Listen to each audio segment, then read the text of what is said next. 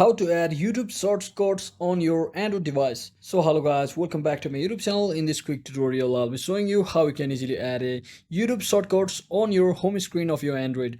So if you want to quickly be able to search in for any or browse in for any of the videos from YouTube just directly from your home screen, just like this, and without actually having to go over to YouTube.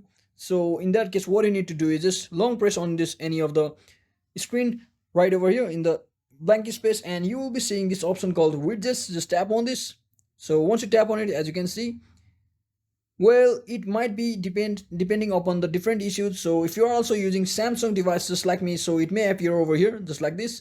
So if it doesn't appear, you may check out other applications, or you may even have to download a third-party application for it. But you for your Samsung devices, you can just directly tap on this and just simply add it over here, and you can, as you can see, you can just directly browse in or get over to your YouTube source or YouTube search just like that. So that is it for today guys. I hope this video was helpful. If it was, don't forget to like and subscribe to the channel. See you on the next one.